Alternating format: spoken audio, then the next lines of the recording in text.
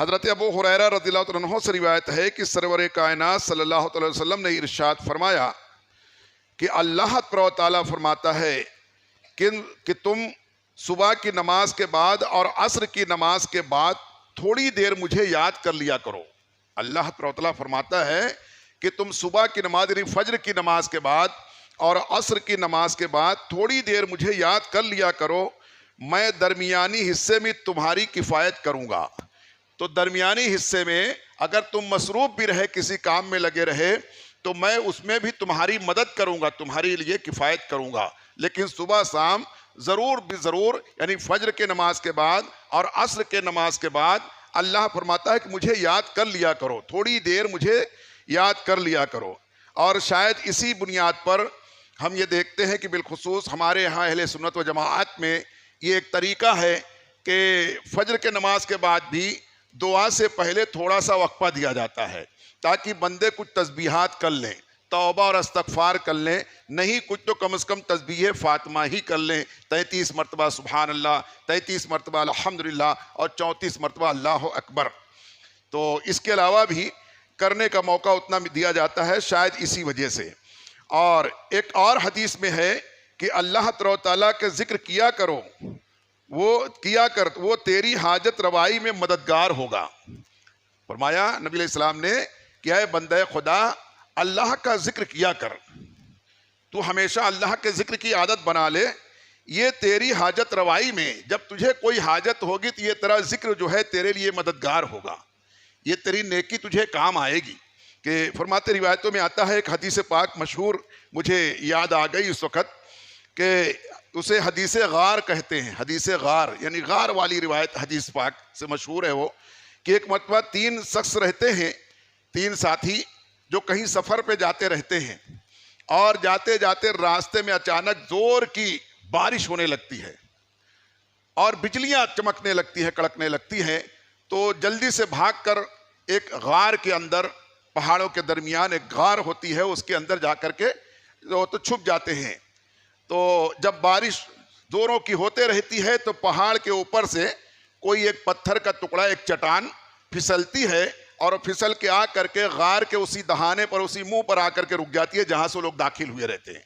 यहाँ तक कि वो दाखिली हिस्सा जो है, वो अंदर जाने वाला जो रास्ता था वो पूरी तरह से बंद हो जाता है और वजनदार चट्टान आकर के उसी पे रुक जाती है।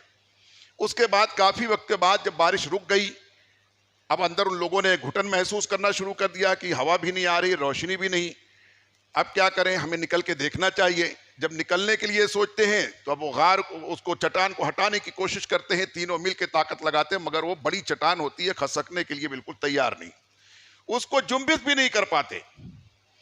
ऐसे वक्त में बहुत परेशान तो तीनों आपस में मशवरा करते हैं कि क्या करना चाहिए। अब लगता है हमारी यहाँ मौत ही हो जाएगी, न किसी को खबर है कि हम यहाँ हैं और ना ये चट्टान हमसे हटने वाली है। मगर वो कहते हैं ना कि अल्लाह की रहमत से नाउम्मीद नहीं होना चाहिए, मोमिन अल्लाह से कभी मायूस नहीं होता। तो बहरकैफ चूंकि वो ईमान वाले थे, वो 3 के तीनों ने आपस में मशवरा किया कि अब दुआ के सिवा और कोई रास्ता नहीं है। मगर अल्लाह तआला चूंकि कुरान पाक में फरमाता है कि और अल्लाह की तरफ वसीला तलाश करो, अल्लाह की तरफ, अल्लाह की जानिब वसीला तलाश करो, वब्तगू इलैहिल वसीला, अल्लाह की तरफ उसकी जानिब वसीला तलाश करो, वजाहदू फी सबीलिही, है ना, जिहाद भी करो, जिद्दोजहद भी करो, अल्लाह की राह में कताल भी करो, जिहाद भी करो। और आगे फरमाता है वब्तगू इलैहिल वसीला, और उसकी जानिब वसीला भी तलाश करो। अपनी ताकत पर, बाजू की कुव्वत पर, अपनी दौलत पर, अपने मनसब पर फख्र मत करो, बल्कि उसकी तरफ कोई वसीला तलाश करो। उनको ये बात ध्यान में आई तो तीनों ने कहा कि कुछ वसीला लगाते हैं। कहा ठीक है।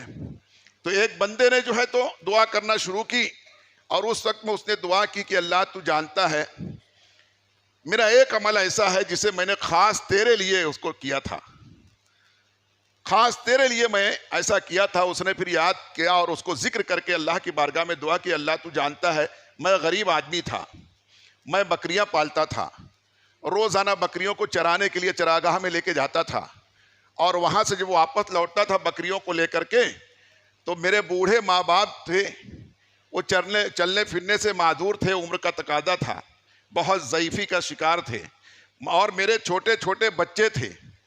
जब मैं बकरियों को लेकर के आता था तो उनसे दूध निकालता था।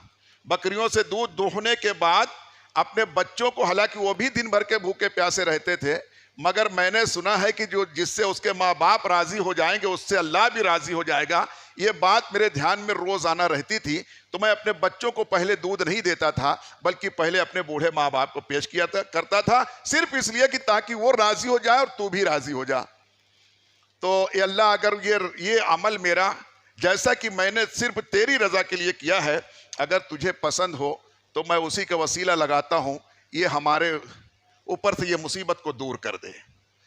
ये अल्लाह उसके सदके, उसके वसीले से मेरी दुआ कबूल कर ले और इस चट्टान को इस दहाने से हटा दे, इसको दूर कर दे। उसने दुआ की तो क्या देखा कि चट्टान खुद ब खुद थोड़ा खिसक गई, यहां तक कि रोशनी और हवा आने लगी।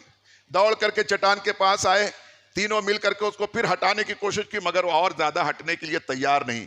फिर दूसरे बंदे ने दुआ की, दूसरे बंदे ने दुआ करना शुरू की, अल्लाह तू जानता है एक अमल मैंने सिर्फ तेरी रजा के लिए वो किया था, अगर वाकई तुझे मेरा वो अमल पसंद हो और तेरी बारगाह में कबूल हो तो मैं उसी के वसीले से तेरी बारगाह में दुआ करता हूं, मेरी दुआ भी कबूल कर ले।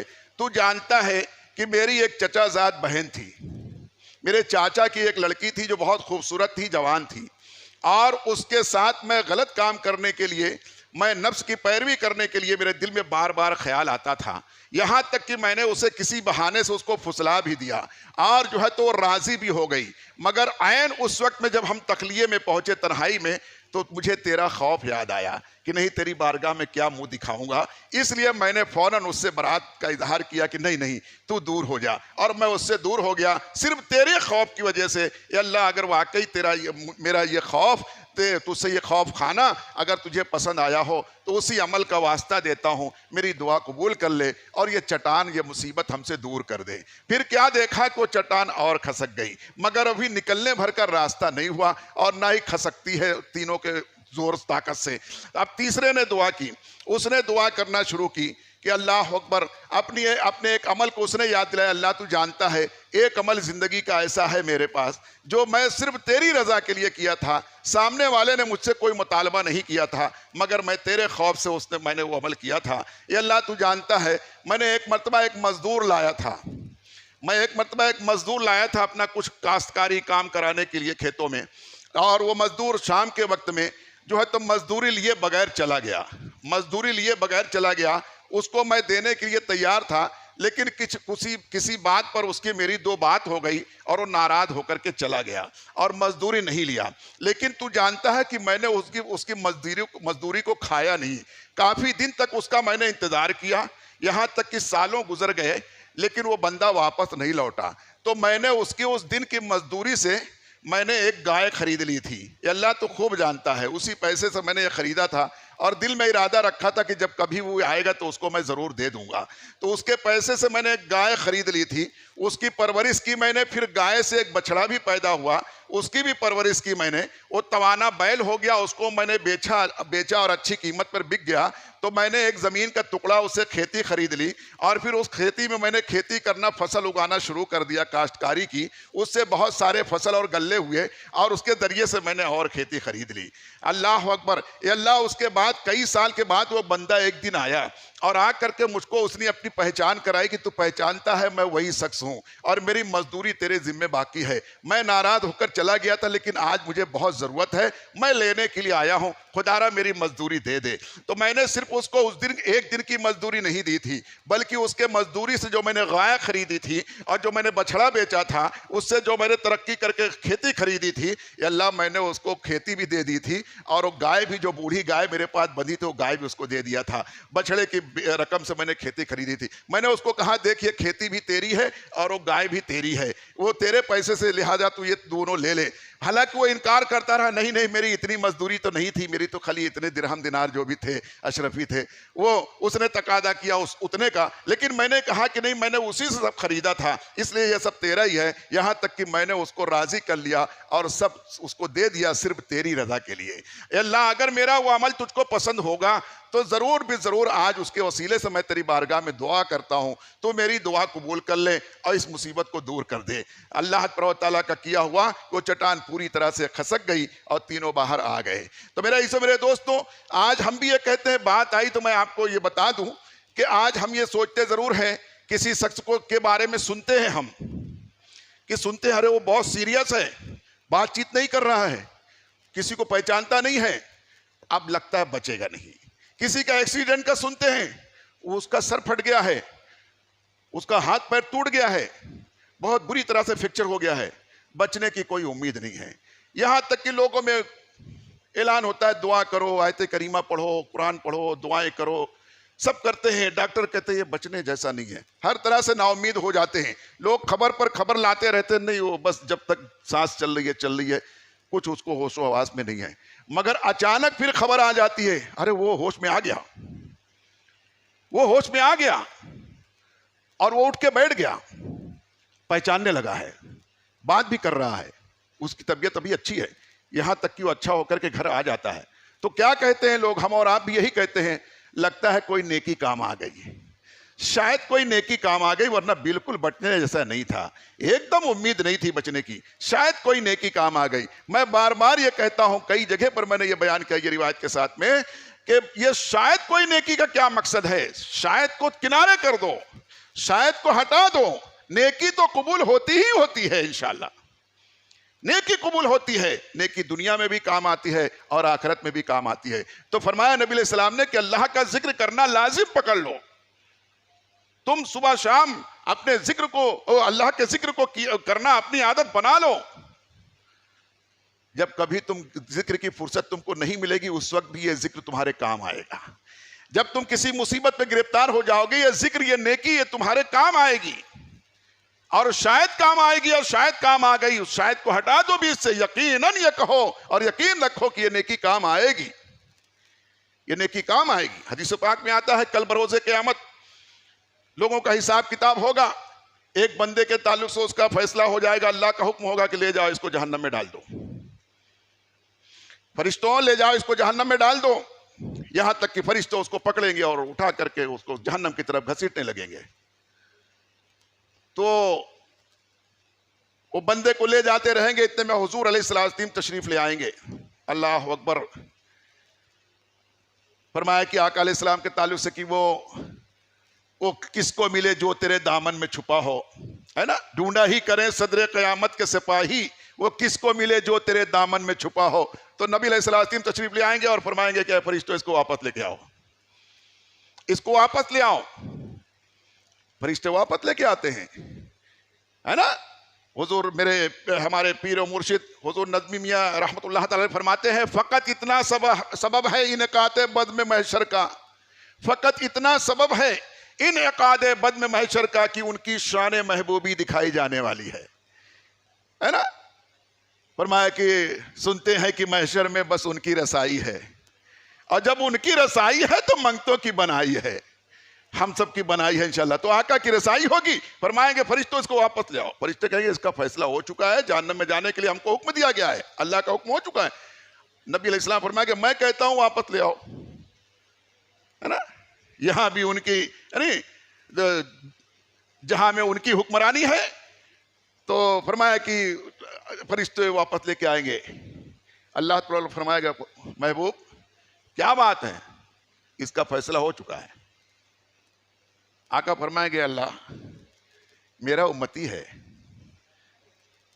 और इसको मैं लेकर के आया हूं। अल्लाह फरमाएगा फैसला तो हो चुका है, ये जहन्नम जाने का मुस्तहिक है, मगर महबूब तुम लेकर के आए हो तो कहो क्या कहते हो। तो नबी अलैहिस्सलाम फरमाते हैं कि अपने अंगरखे से, अपने खीसे से, समझ लीजिए आप समझने के लिए, एक रुक्का, एक चिट्ठी निकाल करके, नहीं आप फरमाएंगे कि अल्लाह इसका मीज़ान दोबारा कर दिया जाए, इसका अमाल फिर से तौला जाए। तो फिर से मीज़ान होगा, तौला जाएगा, तो आका अलैहिस्सलाम एक चिट्ठी निकाल करके उसके नेकियों वाले पल्ले में रख देंगे, जो बहुत कम पड़ रही थी। एक चिट्ठी निकाल करके उसके नेकियों वाले पल्ले में रख देंगे, और जो ही आप रखेंगे उसका नामा अमाल जो है तो भारी हो जाएगा नेकियों वाला, और बुराइयों वाला, गुनाह वाला कम हो जाएगा। अल्लाह फरमाएगा क्या फरिश्तों इसको जन्नत लेके जाओ, फरिश्तों इसको जन्नत लेके जाओ। अब जन्नत की तरफ फरिश्ते लेकर के जाने लगेंगे, तो बंदा जो जाता रहेगा तो मुड़ मुड़ के देखेगा, मुड़ मुड़ के देखेगा, मुड़ मुड़ के देखेगा आका जो है तो महशर की तरफ। तो आका अलैहिस्सलाम करीब आएंगे, फरमाएंगे क्या मुड़ मुड़ के देखता है? अर्ज करेगा कि यहां कोई किसी का पुरसान हाल नहीं है, आपने मुझे जहन्नम के आधे रास्ते से बुला करके जन्नती बना दिया, तो मैं कम से कम जान तो लूं कि आप हैं कौन, इतना तो पता चले कि आप कौन हैं और वो रुक्का क्या था, वो चिट्ठी क्या थी, पुर्जा। तब आका अलैहिस्सलाम फरमाएंगे तू बड़ी मोहब्बत से मुझ पे दुरूद पढ़ता था ना, मेरा नाम लेता था, सुनता था तो दुरूद पढ़ता था। एक मर्तबा तूने जिंदगी में बड़ी मोहब्बत से, अकीदत से मेरा दुरूद पढ़ा था मुझ पर, उसको मैंने अपने पास महफूज कर लिया था, उसको मैंने मेरे पास लिख लिया था, रख लिया था। वही तेरा दुरूद पढ़ा हुआ आज ये पुर्जा मैंने तेरे अमाल में डाल दिया था। तो जिक्र करने की आदत बनाएं, जिक्र करते रहें, दुरूद पढ़ें, अल्लाह का जिक्र करें, नबी का नाम लें, कलमा तैयबा पढ़ें, दोनों का जिक्र हो जाए। ये आदत बना ले, ये काम आने वाला है दुनिया में भी आखिरत में भी, है ना। तुम्हारा नाम मुसीबत में जो लिया होगा तो गिरते गिरते कहते हैं ना तेरा नाम ले लिया होगा, तो यानी गिरते गिरते भी संभल जाएगा, गिरते गिरते भी संभल जाएगा। तो वहां तो यही हाल है, वही पहुंचने वाले मंजिल को, मगर उनकी जो थक के बैठे सरे राह ले खबर, लिल्लाह ले खबर, मेरी लिल्लाह ले खबर। हम किस लायक हैं, हमारे पास क्या है, बस अल्लाह तो खबर ले ले हमारी और हमें नेकियों की तौफीक दे दे। जो रोज तेरी तरफ से जो अताएं हो रही हैं, अल्लाह हमें तेरा जिक्र करने की अता कर दे, तौफीक अता कर दे। ये दुआ करते रहना चाहिए। तो ये बात आई तो मैंने ज़िम्नन कुछ बातें आपको अर्ज कर दी। गुजारिश है प्यारे दीनी भाइयों, इस हदीस शरीफ में बताया गया है कि जिक्र इलाही के लिए दो वक्त, यानी सुबह और शाम, यानी सुबह की नमाज और असर की नमाज के बाद जो है तो बड़ा बाबरकत वक्त होता है, उसमें थोड़ा सा जिक्र बढ़ा लिया करें, क्योंकि फजर की नमाज के बाद भी सुन्नत नफल नहीं पढ़ना है, असर के नमाज के बाद भी सुन्नत नफल नहीं पढ़ना है। तो जल्दी से भागे नहीं कि जल्दी फुर्सत मिल गई, छुट्टी मिल गई चलो, बल्कि थोड़ी देर रुक करके कि अल्लाह ना सुन्नत पढ़ना है ना नफल पढ़ना है, इस वक्त दोनों टाइम में मना है नफल पढ़ना। तो क्या करें, अल्लाह नहीं पढ़ना है, फिर भी मैं बैठता हूं तेरा नाम तो ले लूं, 100 मरतबा तेरा नाम ही ले लेता हूं, तरह तरह से तुझको पुकारता हूं, तुझको गनी कहूंगा, तुझको हमीद कहूंगा, तुझको हामिद कहूंगा, अल्लाह तुझको रहीम कहूंगा, रहमान कहूंगा, सुभान अल्लाह कहूंगा, अल्हम्दुलिल्लाह कहूंगा, अल्लाह अकबर कहूंगा, तेरे नाम लूंगा। इसके लिए थोड़ी देर बैठ जाता हूं। सुन्नत नहीं है अभी फजर के बाद, नफल भी नहीं है, असर के बाद भी नहीं है, लेकिन फिर भी मैं बैठा हूं, यही अल्लाह को पसंद आता है। तो जो उठ के जल्दी से भागते हैं वो खैर मनाए, बड़े नुकसान में है वो, और बहुत खसारे में है जो जल्दी से भागते हैं। अल्लाह जिसे तौफीक दे, फुर्सत है, जरूर उन औकात में अल्लाह का जिक्र करते हुए अल्लाह को राजी करने की कोशिश किया करें। फरमाया ये दोनों औकात बड़े बाबरकत हैं। एक हदीस में सरवर कायनात अलैहिस्सलाम ने फरमाया कि मैं ऐसी जमात के साथ बैठूं, फरमाया अलैहिस्सलाम ने कि ऐसी जमात के साथ बैठो जो सुबह की नमाज के बाद आफताब सूरज निकलने तक का अल्लाह का नाम लेते हो। ऐसे लोगों के साथ बैठा करो जो सुबह की नमाज के बाद भी कुछ देर बैठकर यहां तक कि सूरज निकलने तक का अल्लाह का जिक्र करते रहते हो, उनके साथ बैठा करो। यहां तो देखते हैं हम लोग भी, हमारे मोहल्ले में होटल के पास लोग आके जमा हो जाते हैं, अखबार पढ़ने वालों के पास बैठते हैं। अखबार अभी आया भी नहीं रहता, अखबार वाला आया नहीं रहता, इंतजार में रहते बैठे कि, और पूछते रहते अभी आया नहीं, अभी आया नहीं, जो आया बस अखबार लेकर के। और रोज मैं देखता हूं अक्सर लोग ये कहते हैं अरे ये अखबार वाले झूठे होते हैं, बहुत झूठी झूठी खबर देते, मगर रोज पढ़ते भी हैं। अरे जिसका एक एक लफ्ज, एक एक हर्फ सच्चा है, जो ला रैब है, जिसमें शक की गुंजाइश नहीं है, उसको पढ़ने से भाग रहे हैं। और जिसको खुद कह रहे हैं अपनी जबान गुनहगार से कि अरे सब झूठी खबर देते हैं लोग, पेपर वाले ये बहुत झूठे होते हैं, ये लोग झूठा झूठा, लेकिन फिर भी रोजाना पाबंदी से पढ़ते उसको। कैसी मत मारी गई है, जरा सोचे तो सही। तो नबी अलैहिस्सलाम ने फरमाया कि ऐसे लोगों के साथ बैठा करो जो नमाज के बाद सुबह में सूरज निकलने तक जो है तो कुछ जिक्र कर लिया करते, अल्लाह के जिक्र में मशगूल हो। मुझे फरमाया कि ये ज्यादा पसंद है कि उससे कि 4 अरब अरब के 4 अरब के गुलाम कोई आजाद करे, फरमाया उससे ज्यादा पसंद है कि नमाज के बाद थोड़ी देर बैठ करके अल्लाह का जिक्र कर ले। अल्लाह ताला हम सबको नेकियों की तौफीक